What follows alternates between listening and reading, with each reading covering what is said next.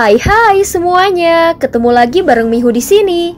Oh ya, kali ini Mihu akan membawakan alur cerita Donghua yang berjudul Battle Through the Heaven. Mihu mengingatkan sekali lagi ya bahwa konten ini full spoiler. Tanpa lama-lama lagi, yuk langsung aja kita masuk ke isi ceritanya.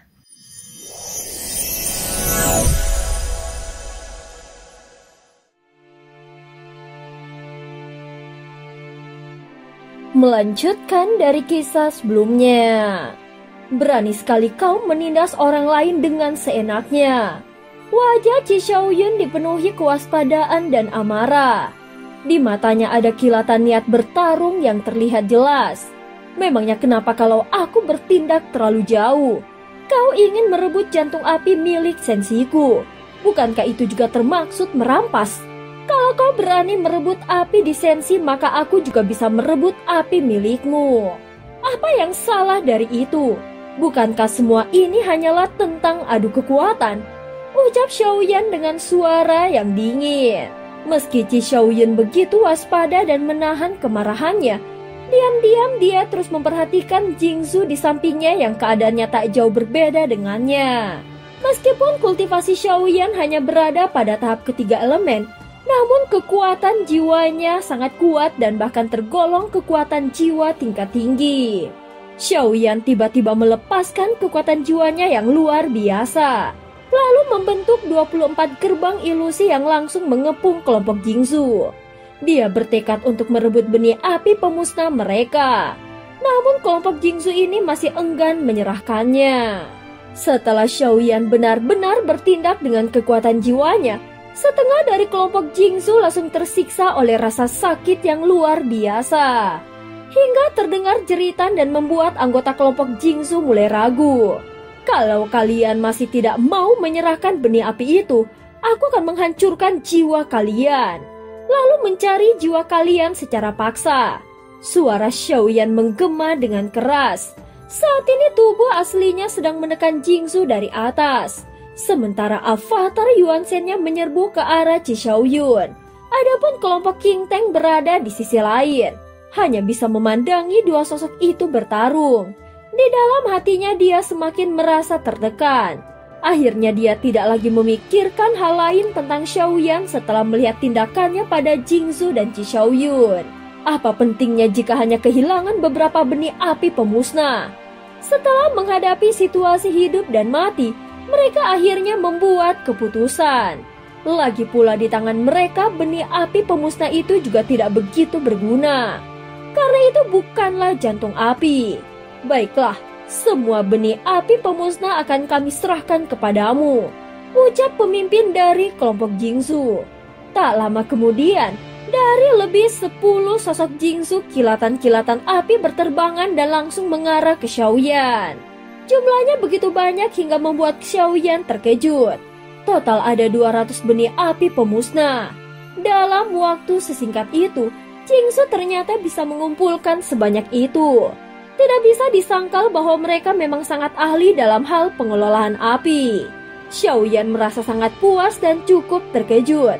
Namun dia tidak banyak bicara. Sesuai kesepakatan, setelah benih api diserahkan, dia tidak akan menyulitkan mereka lagi. Dengan satu gerakan tangannya, formasi 24 gerbang ilusi pun menghilang. Lebih dari 10 anggota Jingzu langsung mundur dengan kecepatan penuh dan meninggalkan tungku jantung api. King Teng memandangi kelompok itu yang tadinya terlihat begitu sombong dan kini semuanya kabur dengan ketakutan. Saudaraku, jangan anggap remeh mereka. Meski tadi kau berhasil merebut benih api mereka, tetapi mereka sangat pendendam. Di masa depan kau harus lebih berhati-hati, ucap King Teng dengan nada mengingatkan. Xiaoyan mengangguk dan membalasnya dengan memberi hormat. Sikap bersahabat itu menunjukkan niat Xiaoyan untuk menjalin hubungan baik dengan King Teng. Apalagi dengan kekuatan luar biasa yang ditunjukkan Xiaoyan hari ini, King Teng pun merasa tidak ada salahnya membalas hormat itu dengan tulus. Kelompok Lingzu dan King Teng telah menyerahkan benih api pemusnah milik mereka sehingga Qi Xiaoyun merasa semakin tertekan dan khawatir. Aku punya ratusan benih api pemusnah di sini. Semuanya kuperoleh dengan susah payah. Bisakah kau menunjukkan belas kasihan kepadaku? Wajah Qi Xiaoyun tampak penuh harapan. Keangkuhannya sebelumnya telah menghilang. Dia tidak ingin memicu pertempuran besar apalagi sampai kehilangan jantung api miliknya sendiri. Tak satu pun dari mereka yang berani melawan. Tetapi kau selalu enggan dan tidak mau menyerahkannya sejak awal. Bahkan kau ingin melawanku. Oleh karena itu kau harus membayar harganya. Aku tidak peduli dari mana kau berasal. Kalau kau ingin membalas dendam, datanglah. Aku Xiaoyan siap menerimanya kapan saja. Saat tubuh avatar Yuan Shen Xiaoyan berbicara, kekuatannya tampak jauh lebih padat dibandingkan dengan tubuh aslinya. Aura darah dan tekanan spiritual yang disebarkannya membuat Qi Xiaoyun benar-benar tidak bisa bicara. Kalau kau masih banyak bicara, aku tidak akan ragu menyerap seluruh jantung api di tubuhmu. Begitu kata-kata itu keluar, Qi Xiaoyun akhirnya menahan emosinya. Dengan enggan dia mengeluarkan 5 jantung api miliknya dan semuanya mengambang di depannya. Namun saat kelima jantung api itu muncul, tiba-tiba Xiaoyan dan Qi Xiaoyun sama-sama menyadari sesuatu. Seketika Qi Xiaoyun langsung ingin menarik kembali jantung api miliknya. Namun itu sudah terlambat. Jantung api terkuat miliknya tiba-tiba ditangkap oleh sebuah tangan hitam pekat yang muncul dari kegelapan. Qi Xiaoyun segera mengangkat dan melambaikan telapak tangannya. Seketika sebuah tangan raksasa berbalut api muncul dan berusaha memotong paksa tangan hitam itu. Namun api itu langsung melesat menuju salah satu arah di tungku jantung api. Tanpa ragu, Qi Xiaoyun langsung mengejarnya. Namun pada saat yang sama sebuah jarum hitam melesat menuju dahinya. Tetapi dia juga merasakan getaran aneh menerjang tubuhnya sehingga membuatnya menghindar dan kembali ke posisi semula. Saat ini jarum itu akhirnya berhenti dan terjepit di antara ibu jari dan telunjuk Xiaoyan. Dengan sedikit tekanan, dia langsung menghancurkan jarum itu. Jadi kau bersembunyi di sini dan tidak berniat memperlihatkan dirimu. Suara Xiaoyan terdengar perlahan tetapi tajam. Matanya juga menyipit dan penuh kewaspadaan.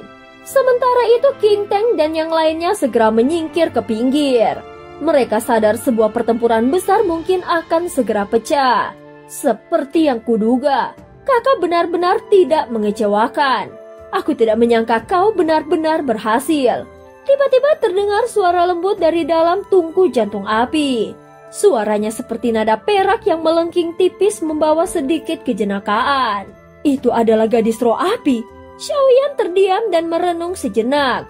Dia tidak pernah menduga bahwa jebakan ini ternyata berasal dari wanita itu, tetapi bagaimana mungkin ini tindakannya? Lagi pula, gadis roh api itu yang menghadiahkan benih api pemusnah padanya. Bahkan dia memanggil semua api untuk Xiaoyan. Mungkinkah dia tunduk pada benih api di sini? Atau apakah dia sengaja menjadikan Xiaoyan sebagai wadah untuk menampung semua benih api itu? Sebuah bola api tiba-tiba muncul di tungku jantung api. Bola api itu berputar-putar seolah sedang menggoda semua orang dan akhirnya berhenti tak jauh dari Xiaoyan.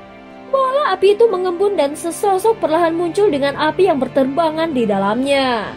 Anehnya, tidak ada api yang berkobar melainkan seperti zat yang lebih mirip kristal.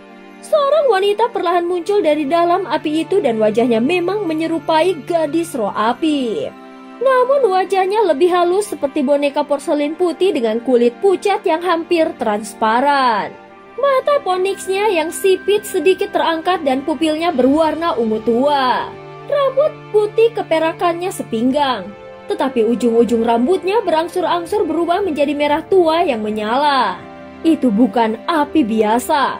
Walau suara wanita itu tidak keras, namun tidak luput dari kekuatan jiwa ilusi milik Xiaoyan yang kuat. Wanita roh api melayang di depan jantung api milik Qi Xiaoyun. Sosok itu menatapnya saat itu langsung menelannya. Setelah jantung api Qi Xiaoyun ditelan, dia memuntahkan darah dan ekspresinya berubah sangat muram. Jantung api tidak terbentuk milikku ditelan olehnya. Seolah itu menjadi bagian dari tubuhnya sendiri. Aku tidak menyangka bahwa selir iblis ungu benar-benar ada. Selama ini dia hanya pernah mendengar rumor tentang tubuh spiritual jantung api. Tetapi sekarang dia langsung melihatnya di depan matanya. Wajah Chi Xiaoyun tampak pucat. Saat ini dia merasakan kehilangan yang amat dalam. Bagi dirinya yang telah menyatu dengan jantung api, maka kehilangannya sama seperti kehilangan anak yang paling dicintainya. Aku bersedia memberikan padamu 4 jantung apiku. Apakah kau membutuhkanku membunuh selir iblis ungu ini? Mata Chi Xiaoyun kini penuh dengan dendam dan keempat jantung api miliknya mulai meledak satu persatu dari dalam tubuhnya. Tangannya segera mengepal, dia tahu kekuatannya masih belum cukup. Tetapi dendam harus dibayar dengan darah. Namun Xiaoyan tidak menanggapi kata-kata Chi Xiaoyun. Dia hanya memandangi selir iblis ungu yang melayang di depannya dan berpikir di dalam hatinya. Apa sebenarnya tujuan dari semua ini? Ucap Chi Xiaoyun dengan suara yang dalam. Dan cerita pun berakhir. Terima kasih udah dengerin Mihu dari awal sampai akhir ya. Sampai jumpa.